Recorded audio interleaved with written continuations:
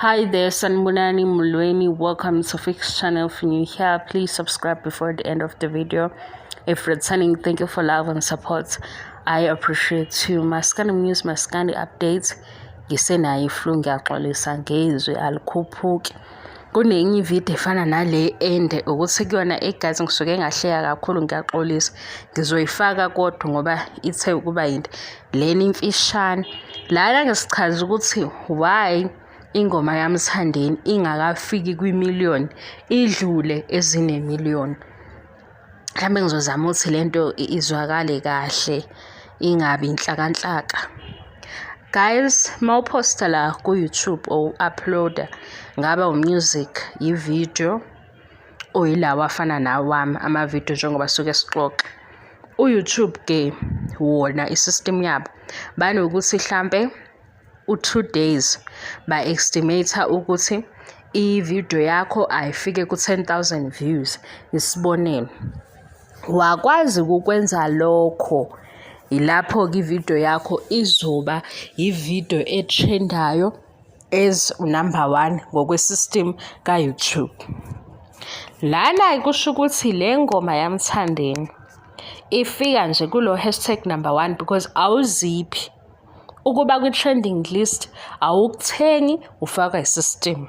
Awuziphi ukuthi hashtag number 2 trending maku-music noma ngabe sekuthiwa i-genre kamaskandi ngoba zikhona iy'ngoma ey'phumile. Angithi ama-artists nje njengoba emaningi bonke basebenzisa u-YouTube, angathi bonke laba basebenzisa u-YouTube kuzoba ne-target ya YouTube yokuthi-ke njengoba usufake le ngoma as i-artist, i-audience-ke ayithini lama-views awathi hlambe in 3 days, ngenza isibonelo, in 3 days akube u-10,000 to 100,000. Umthandeni-ke i-target uyishayile yokuthini ingoma yakhe noma ingakafiki kwimillion ihlezi ku-number 1. Esingidida-ke uyabona lesingidida mina i-maths ngayenza guys. Nothisha wayesifundisa i-maths wayehlezi esigqugquzela ngokuthi asiyihloniphe, siyifunde, siyi-understand ukuze sizokwazi ukuthi impilo ifana ne-mathematics. Angikholwa ukuthi abelungu ne-system yabo bahlulwa ukuhlukanisa u-500,000 ne-million.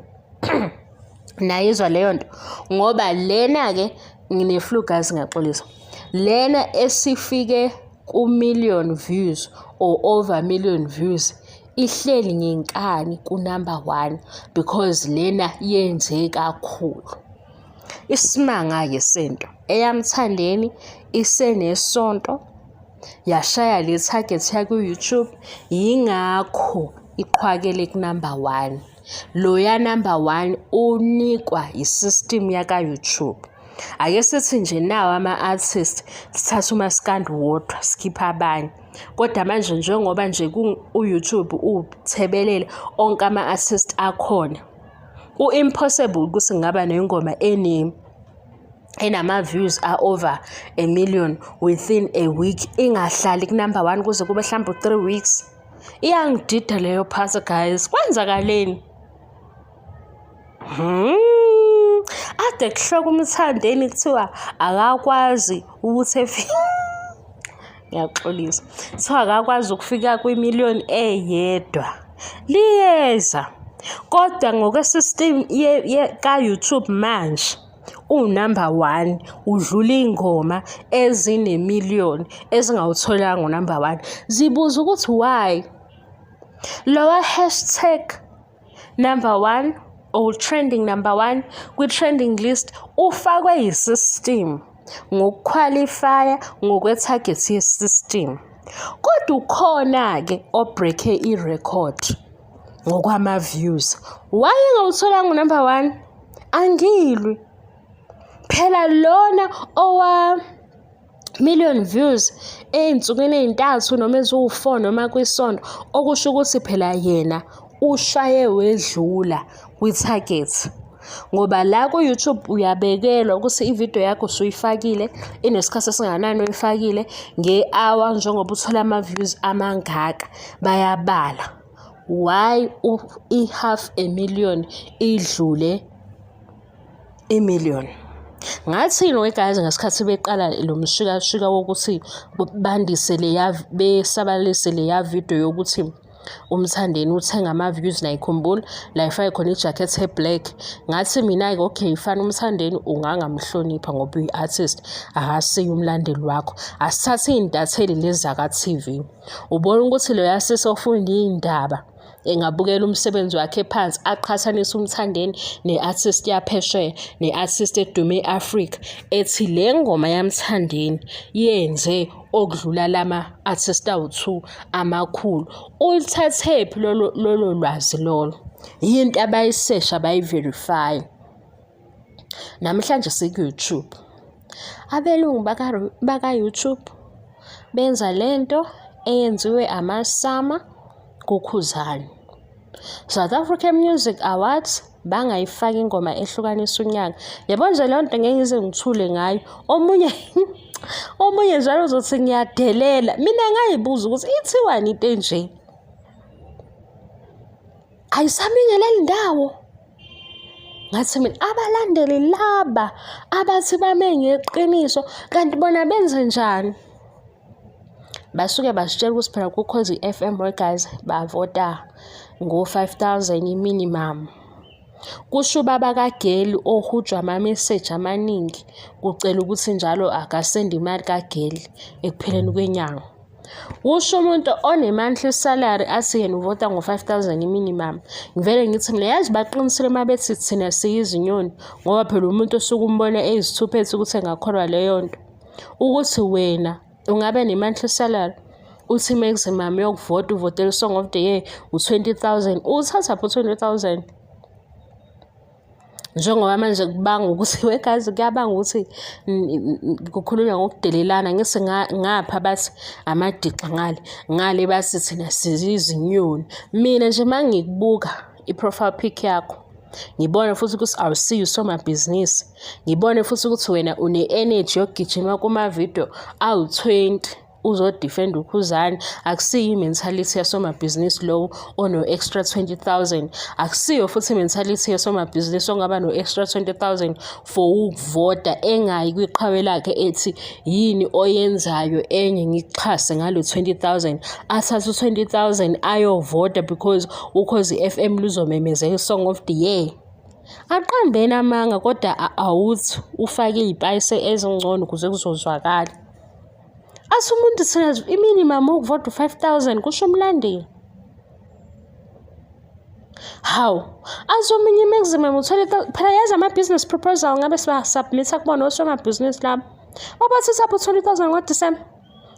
Yonakala ividiyo yami.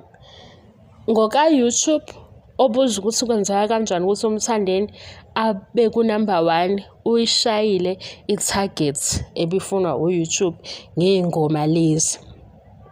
Njengoba ezinye-ke zikhona kwi-top 5 ngoba lezi ey'thola u-number 3 no-number 5 kuya ngokuthi ama-views abebemqalele wona for isonto ahamba kanjani. Kanjalo-ke nengoma ene-1,000,000 kodwa ku-impossible yazi ngihluleka uku-understand ukuthi ingoma ena-1,000,000 views in 3 days why ingahleli ngenkani ku-number 1. Abelungu baka-YouTube abasitshele. Phela manje bekufanele nje siyitoyizeni indaba yokuthi bamrobheleni uKhuzani ku-South African Music Awards. Umjolo lowo bekufanele kube yingoma kodwa edlalayo noma u-5 seconds lapha kwi-stage. Since kuyingoma ehlukanisa unyaka, YouTube wona kushawe over 1,000,000 views ngesikhathi esingakanani? Ngosikhathi kuthiwa 2 days or 3 days. Bajike leyo ngoma bazoyibeka kuphi? Bayibeke yaba u-number 2 noma u-number 3. Ngiyala guys.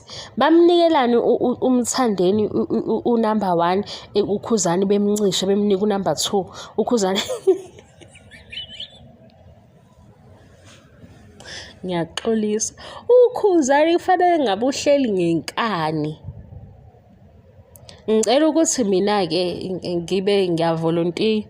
Ngifuna ukuprove ukuthi ukhona umlandeli kaMthandeni onganyoni inyoni. Ngicela ukunenzela i-research yalento mahhala. Kodwa singaxabani. Into engiyisaba kumaskandi guys, ngisho ngakhuluma into ubone ukuthi cha lo olaleli uzoyizwa lento ayizwe kahle. Inkinga ukuthi ukhuluma ngobani. So inkinga ukuthi ukhuluma ngobani sebe ready ngenhlamba. Mina ngoba uYouTube ngiyawusebenzisa, sikhona isikhathi la abacheck-a khona izinto ezi-real nezingekho real. Ngisho ama-subscribers bayakwazi ukubona ukuthi mhlampe una over 100,000 subscribers kodwa u30% awukho real. Ivele i-system yakhona beyehlisa bekunikeza inamba yangempela. Lento yenzeka kanjani? Ngazo singayichaza kanjani leyo nto leyo. Kuyenzeka ama-subscribers akhule, mhlawumbe mayekhula kube ukuthi khona abantu abangasekho active. Nakhona futhi kuma-views mhlawumbe makukhona abebezama ukugebenga, ngeke bekubale lokho ngoba phela bakuyibhizinisi. Fanele bekuholele.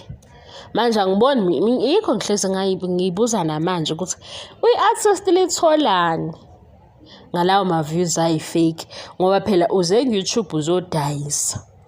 Uze ku-YouTube uwenza ukuthi umusic wakho ube online, bekukhokhele nabo. Mase kuwuwe futhi ozofika ugxishe uthi nayi i-million views lifakwe uwena, bazoyikhokhela kanjani leyo nto? Ngoba phela kusho ukuthi le million views efakiwe awekho ama-ads abawenzile ukuze bedayise phakathi kwengoma yakho.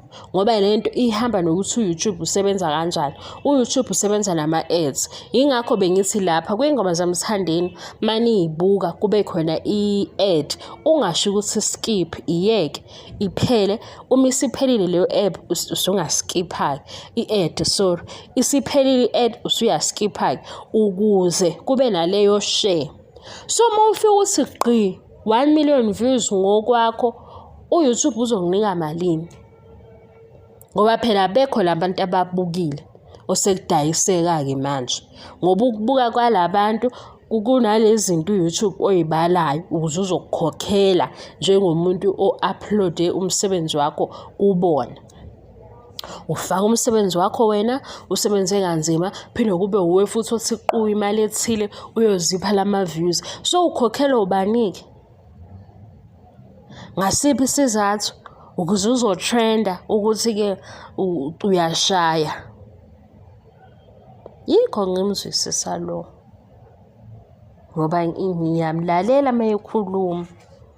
Yabona nje into engiyithandazelayo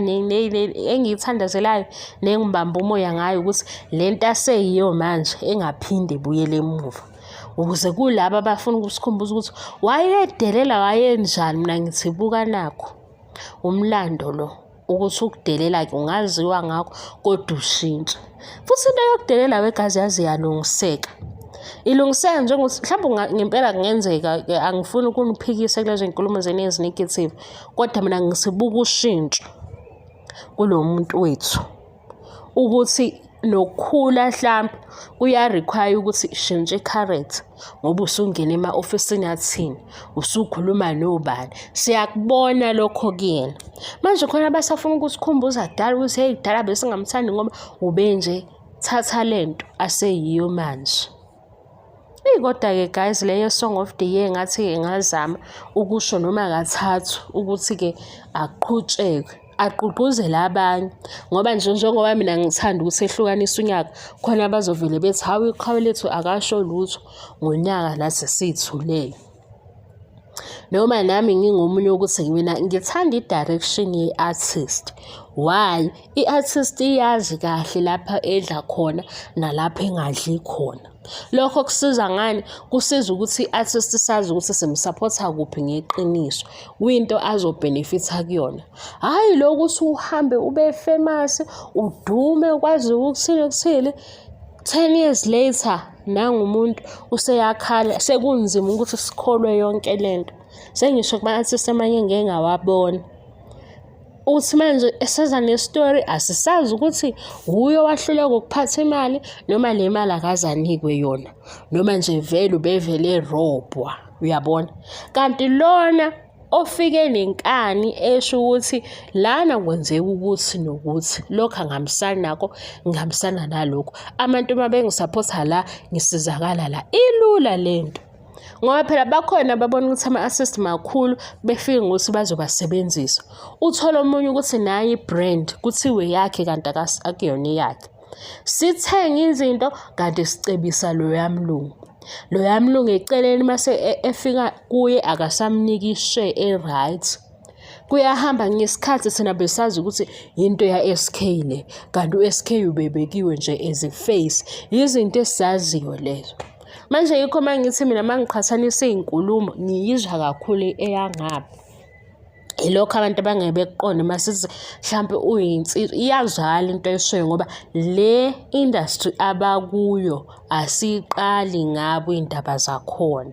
Yikho mayethi 1 sithi 2 emva kwakhe, ethi 3 sithi 4 ngoba sibukani iqiniso lento okuyo. Khona ama-artist guys ahambe aduma abale phezulu. Omunye mhlawumbe wabiza eceleni watshela omunye wathi i-value yakho njalo inje, angaboni, bemkhohlise ngezinto ezincane, uyabo.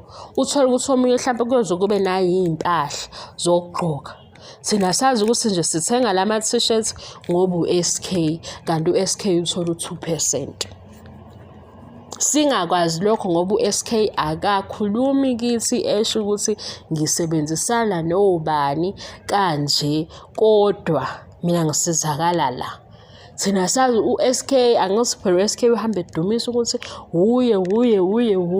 Ngokuhamba kwesikhathi umlungu ashaya imiliyoni, u-SK asale no-5 rand, kade thina sifike laphaya ngobuso ba-SK. Lento engishoyo yinde ngeke uze uyi-understand, kodwa ngifuna lo hleze ngibuza ukuthi yini uzothi inkulumo zikabani ukuthi ngiyayizwa into ayishoyo, uyabo. Nangu nje khona nabanye ade bekulwisa ukuthi akushoyo ku-right, omunye nithi ku-wrong. Phela ukhuluma ngezinto esizibonayo nezinye sike sayi-experience. Manje sesikubukisise lokho.